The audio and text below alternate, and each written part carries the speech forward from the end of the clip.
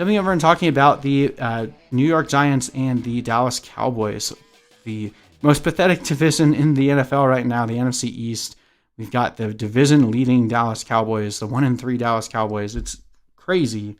Well, I guess technically the Eagles are winning now, right? Because they're 1-2-1. So the Eagles are the division leaders. Cowboys trying to get back into it, playing against the 0-4 Giants. Giants have looked terrible up to this point, but they have faced a pretty tough schedule, whereas the Cowboys have looked great on offense, but their defense has been complete garbage. So it should be a pretty interesting game. Got a 54-point over-under here, second highest on the week. Implied point totals, Cowboys 31, Giants 23, with the Cowboys favored by 8.5 at home. I understand that pretty easily why that would be the lean here, even though the Cowboys have, I think someone had said that they've only led on 7 snaps, like they've only taken a snap on 7 snaps where they were in the lead. So the Cowboys have really struggled at getting into the lead early and holding it. Obviously, they've been playing catch up over the past couple weeks.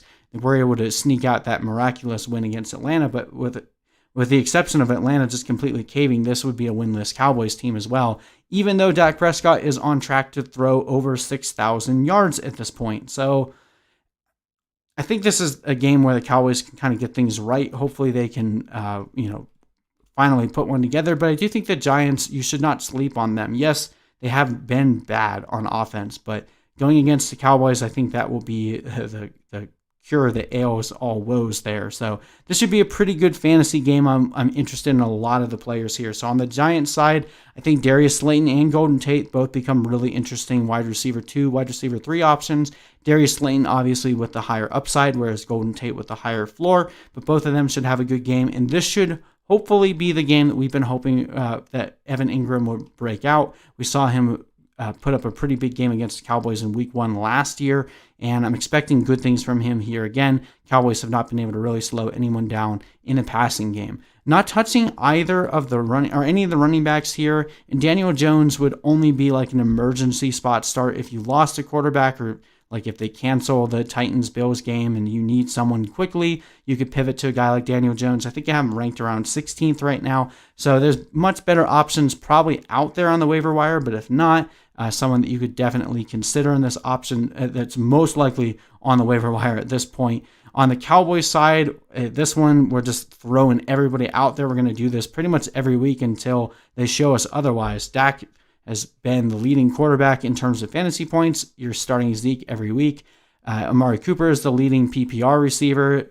CeeDee Lamb definitely up there as well. Michael Gallup, I guess, is the one that you might have to have some pause with, but he's still seeing high leverage targets. He's still seeing a lot of the air yards there in Dallas.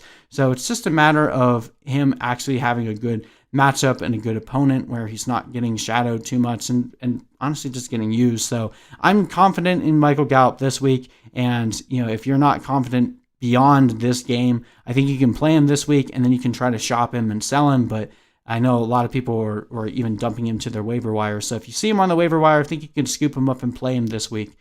Dalton Schultz has been one of the better tight ends on the year. Go figure. Poor Blake Jarwin fans. I know Jarwin was going to have a really good year because Schultz is not as good as Jarwin, and he's still having a really good season. So you're starting all these guys. I think you can even start the Cowboys defense in this one. Even if the Giants put up some points, they're probably going to turn the ball over some. Not jamming them into your lineup, but someone you can consider if you need a spot start. And those are the only guys we're starting on the Cowboys side. Like I said, I think the Cowboys can win this one. I have them winning 34-27. So it should be a pretty profitable fantasy output for both of these teams.